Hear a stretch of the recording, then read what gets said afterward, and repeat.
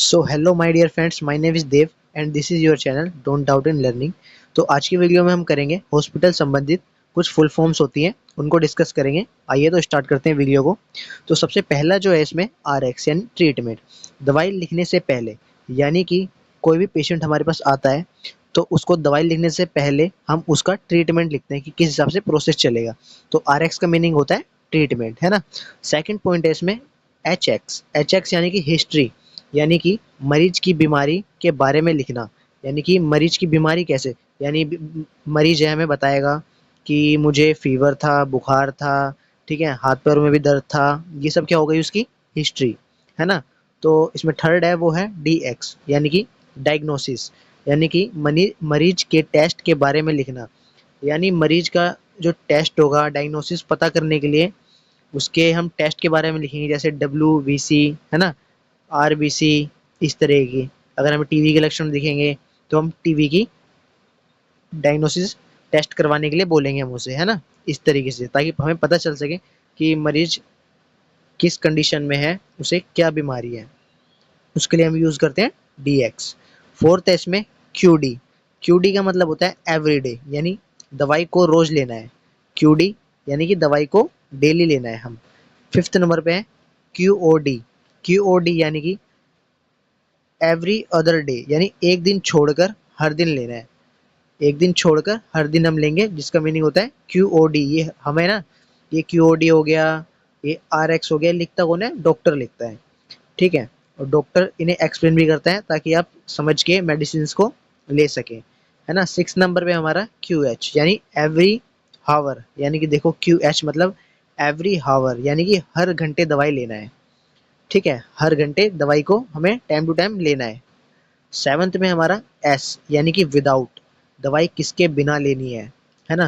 जैसे कि डॉक्टर लिखता है खाना खाना खाने से पहले लेना, यानी कि खाना खाए बिना लेना, यानी खाने के विदाउट। एस फूड, ठीक है। या इसमें हो सकता है पैरासीटामोल, एग्जाम्पल के लिए बता रहा हूँ, पैरासीटामोल। एस मिल्क, यानी एस के यानी कि मिल्क के बिना हमें लेनी है क्या? पैरासीटामोल, ठीक है, बिना। एस का मीनिंग होता है बिना। और देखते हैं नेक्स्ट। हमारी 8 नंबर पे है वो है सी, विद, यानी कि दवाई किसके साथ लेनी है। यानी कि डॉक्टर लिखता है पैरासीटामोल विद मिल्क, यानी मिल्क के साथ लेनी है ना। या सी प्लस गरम मिल्क, है ना, यानी कि दवाई लेनी है हमें किसी साथ? गरम दूध के साथ, इस तरीके से।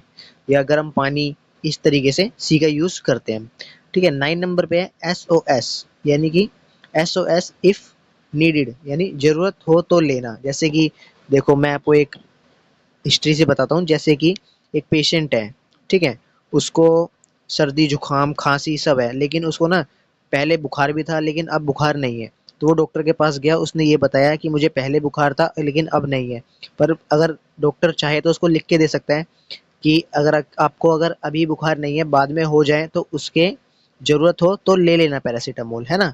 इस तरीके से डॉक्टर हमें सजेस्ट कर सकता है कि अभी आपको नहीं है, बाद में हो तो आप पैरासीटामोल ले सकते हो। इस तरीके से SOS का यूज होता है, यानी कि नीड के हिसाब से, जरूरत हो तो लेना, ठीक है।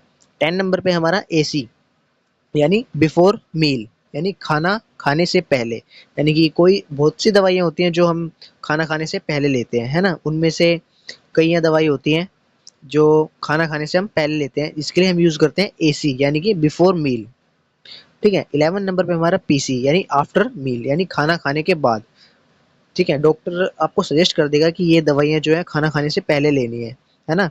PC यानी आफ्टर मील, खाना खाने के बाद, ठीक है। 12 नंबर पे जो हमारा आता है वो है BID, यानी ट्विस डे, यानी दिन में हमें कितनी बार लेनी है? दो। ट्विस का मीनिंग होता है टू, ध्यान रखना, ठीक है।